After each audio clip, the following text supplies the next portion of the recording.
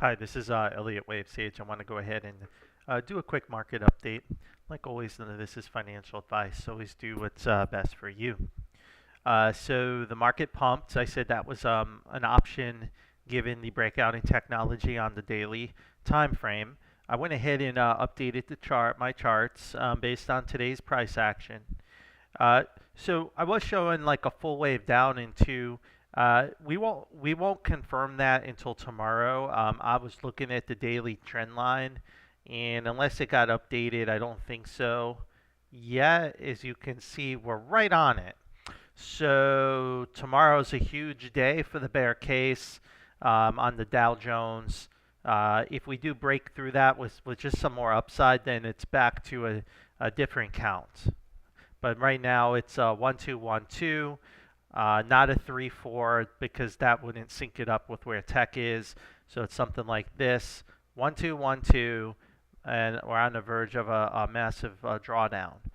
SPY is the same thing. Again, just kind of looking at where we are, right on the trend line, right there. So we'll see if we get that follow through. Now the SPY was interesting today. Um, the chart I posted, I did update to this more bearish picture because of the daily. Still hasn't broke.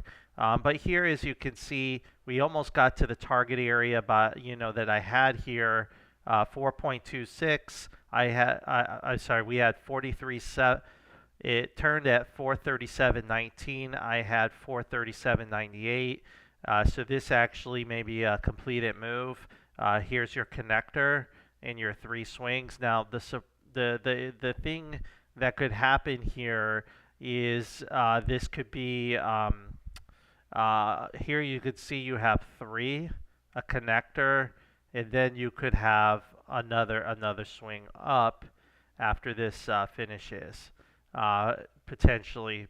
So here you have three, connector, and now you need maybe a 432 and up, 440, and that's it, or higher. So to still, it would still be really dangerous to buy here, but if you know how to do money management, ladder in, and have the conviction, you could probably start to think about the short area. Well, earlier today, but now if we do get that pump, so as you see, it's like just a nice bearish wedge that broke.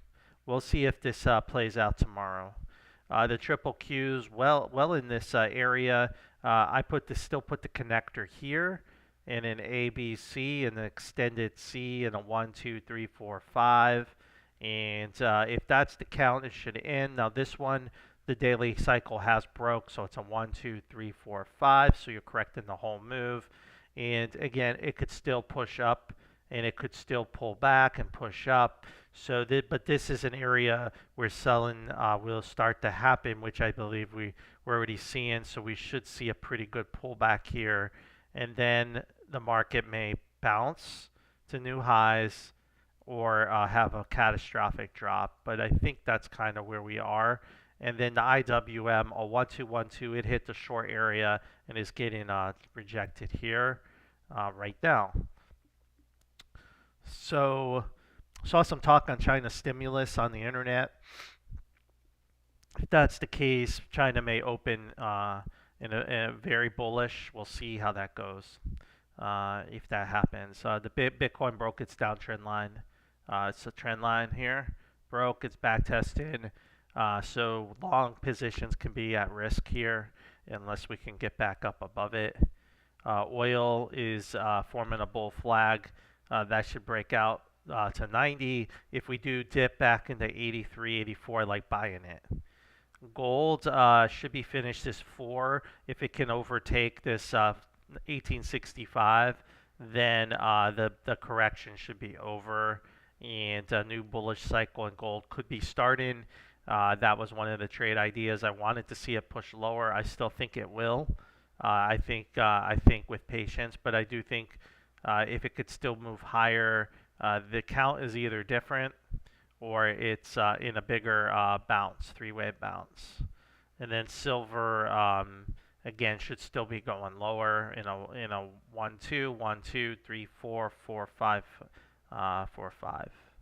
Natural gas should still be bullish on any pullbacks, of course. Bonds are in a interesting position here. Let's see how they traded today. So again, I believe it's a flat of some kind. You did make a lower low, so that's very dangerous.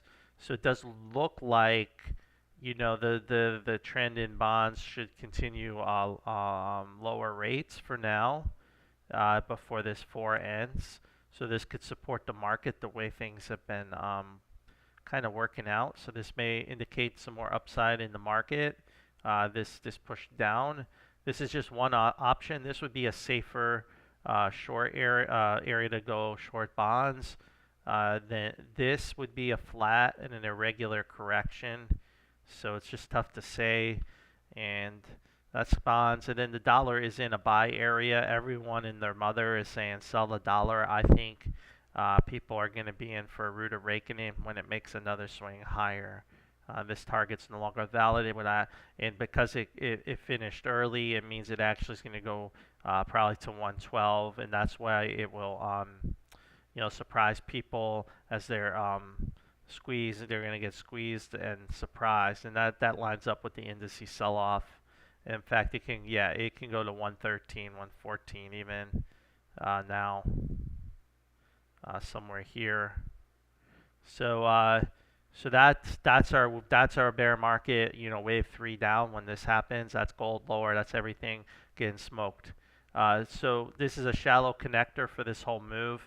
You got to keep in mind that it could still do something like this as well, which is more probable. Some sideways action like that, and then it runs later in the month. So the VIX, I gave a potential area if we did get rejected. So we have this connector, so it's 1566. The last time we targeted the VIX, it hit it to the penny and essentially went vertical. So again, this may indicate some more upside in the market to get the VIX down to 1566. So I really don't like, short trades until the market lines up like that, where I can get the VIX down at 1566. Maybe the 10-year is down where I had it at 4.6. I'm sorry, the 30-year at 4.6, and these other indices are just a little bit higher, 440 and so on. So just do what's best for you.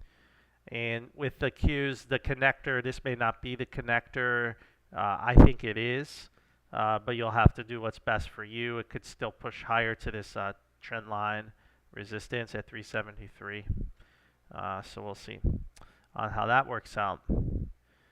Okay, so that's that. Let's go through some tech stocks and see how they are trading. We have Apple in this bigger wave 2. I did mention it could be a massive flat. I think that's too far now, given where the indices are, so I don't think that's going to happen. I still will call it a 1-2-1-2, which means it's in a danger area, just like the NASDAQ is. Let's take a look. Amazon, very dangerous area for its end of its wave. I won't put the box on, but I could just kind of eyeball it. Google took out that high, so it's actually the first stock to take out the September this peak. So that's very interesting. So we need to go back and take a look at the count on Google and just see where things are. So what does this tell me about the market in general? So we have this impulse up, okay, on Google. We'll check divergences just to make sure. And as you can see, we have massive divergence. So it's an impulse. This is obviously an impulse up. And so what this is telling me here is this is going to turn into most likely a flat. But this also is showing me the market, if people are expecting, a crash down to the 2009 lows, a stock like Google will say that is not going to happen because it needs a whole another swing up. But I do expect a massive drop, but this would be a great dip buy opportunity to keep your eye on at 123, 119. And in fact, when we were trading here at 114 on my Twitter, I gave you guys the buy signal on this. And it's exceeded my expectations here, but that was back in July when we were long, when I was long here. But now here's this would be the next area that it can go. Now, as a flat, it could drop, and it could drop, 20, 30%. But I'm pretty sure this low will be respected, 83. And since you have 5 up, you should need another swing higher. Now, when that swing's finished, either we get that third swing up and we don't break this high, and then the market can go to new lows, or you make an impulse up, and then this is just a 4 and a 5, and then you get a great crash. So either way, but what it does is it says the delay, the bigger crash, the 2009 could be delayed for 24 or further in the future. Looking at this now, this doesn't mean the market won't drop significantly. This doesn't mean the SPY will break the October lows. This will probably do that still if we get a drop of this magnitude. But what I'm saying is you have to break this low to get to the the targets that some people think could happen. And this market structure just doesn't seem to support that with this stock unless everybody uses Google as a safe haven bond as the market goes to zero, which I guess maybe Google could stay alive advertising war products and get money from the government. Who knows? I don't know. So here's the thing, guys, is just what I'm seeing. But breaking that high is a significant clue on the longer term forecast of the market with a big stock like this, one of our Magnificent Seven. Facebook is trying to do this here, but it's at a moment where it can easily fail in this third swing for another swing lower down to 261 here, somewhere down in this area. Tesla, how's Tesla doing? So Tesla here, like the market, it broke. Here's our connector, and now it broke. So it should continue to push higher. And I told you if this high broke, there's a good chance that this high will be retested, and it will be kind of a coin toss if this high breaks. So it does look like Tesla should have more upside and it will retest this high. If it breaks it, then it should be breaking this high at 299, and then just like Google, it will start to lead the market. But I believe that it would fail and flat out. It's going to fail and flat out. So even if this does go up and break this high, again, I think it's just another three-way move that will flat out and come all the way back down to 180, 190. So that's what I think will happen if this occurs. The other alternative is it tries to test this high double top and fails, and you still get this 1-2 down. Microsoft is in the short area, and it should struggle here if this count is valid, like Apple. Adobe, when is earnings? It should be coming out soon, I would expect. I thought earnings is this week. I thought, or maybe not. August, let's see, that's September. Yeah, maybe I made a mistake on that. I don't know why I thought Adobe was reporting earnings this week. My bad on that. AMD hit the short area to the penny. Guys, we got this right to the penny. So that's probably finished. And someone said this is the VWAP target. And you can see my system happened to just make that hit. That's why these systems work. But I do believe it's going to really struggle. And we should get pushed lower, and that should lead us to the SOXS bottom that somebody that we had posted on my Twitter feed today. SOX bottom, we'll look at that real quick and take a look at what SOXS looks like. I believe a 1-2-1-2 was posted here for us to stare at. So here, one of the things I look at is typically more common, these triple bear ETFs move in three-wave increments on the as they rise in price, because the trend is lower, and so the trend should be impulsive and the counter trend should be corrective.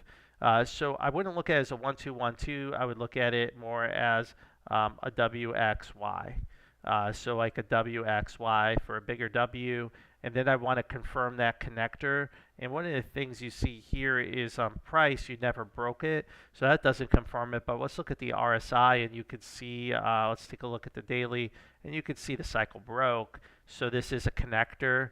So I'd be looking for that entry in just like it lined up with AMD. It looks like this one lined up today to go long as a long trade. If you believe we'll get this this swing up, and we did, and look, it basically missed it by 2 cents, the target, but close enough. So now you have a pivot here. If it breaks that pivot, then it's impulsing down, and then that also means this corrective pattern is probably over, and that would be a warning sign to the bears.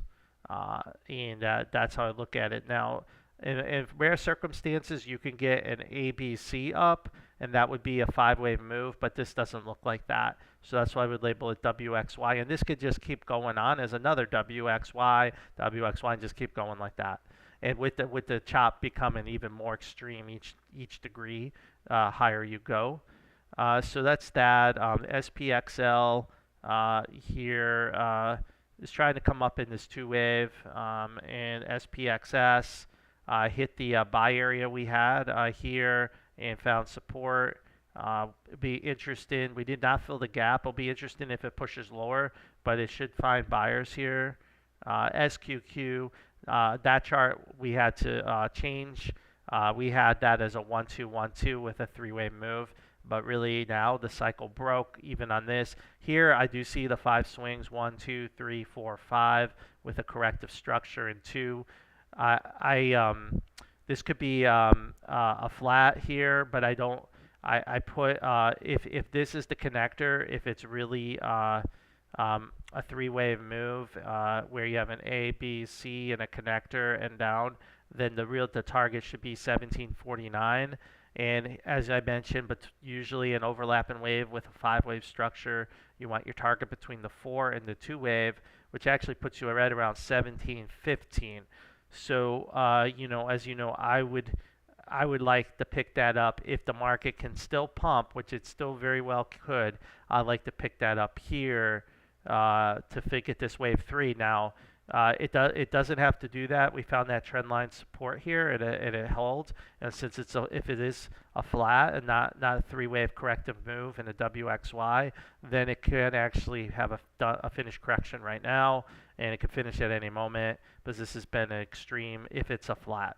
So, and it could be a 1, 2, 3, 4, 5. So it could be, you know, could have been a great opportunity to go long, but it's not a guarantee. So this is kind of the massive opportunity area if it does come down there that low. How's TQQ doing? Still in an X wave, but I'll have to relabel this because this could be too strong here. So I actually need to relabel that chart. I'll do it another time. So those are some of the charts, guys. You know, and like I said, the market is very bullish today. There's no fear in the market. No one is concerned whatsoever that this conflict can escalate and cause more black swan within a black swan. And I think there's a lot of potential for that. And I laid that out in my video last night. Why? So you're naive to think that it's business as usual. The world now is forever changed for many, many, many years after this event. Things are different, and now, and what happens in the next 30 days will define the market. And I do think the event is not even over yet. So we're not even reflecting on it. We're still in the middle of the crisis. So every day something different can happen. We could wake up, like I said, to Iran bombs going off, cyber war, fair targets, you know, elements in the United States shooting people, a boat getting sunk in the Gulf, you know, by you know, rogue people. We don't know. This thing could go on, and what this chart is saying, unfortunately, is there is a catastrophe that's about to happen that no one expects. Because to go as bullish and as buy the dip this market is, if this chart winds up right, and the way I have it now with this 1-2, the targets are now down in these areas. You're looking at maybe a 4,000, let's see, 6,000 point drop in the next 45 days. I know what's going to cause it. Something really horrible, right? And when we were talking about that potential here, there was no news like this. We didn't know. I mean, is CPI going to cause that? I thought China going to Taiwan, but now we have a real black swan, a real emerging crisis that's just is escalating and not finished. And what this chart is telling you is it's going to get worse before it gets better. That's what this chart is saying. And this chart actually predicted some type of crisis, and perhaps the big participants already knew and they were getting out right around here. That's the conspiracy theory of the market. We never know that for sure, but the chart showed us the setup. We still have a 1-2-1-2 setup. We'll see what happens tomorrow, and I think tomorrow is the day that they will go into Gaza, and that could be the day where all hell breaks loose, potentially. We don't know. The other alternative is, some other event happens. Maybe China uses this as a smoke screen to do their thing in Taiwan at the same time. Someone said that could happen, so we don't know. But the chart is set up for a massive drawdown, and everything is on the T again for the bears. And it's just a different structure. We morphed into a different structure, but the ultimate target still remains where we're heading. When I look through the market, Google's the only one that's showing a new high, but I think it will just flat out. But what that does show is whatever happens after this, the market should be supported. So no big crash, no big like 2009 crash. So that's good. But unfortunately, there is a big drawdown coming that more than likely will take out the October lows here that I have down here at 349.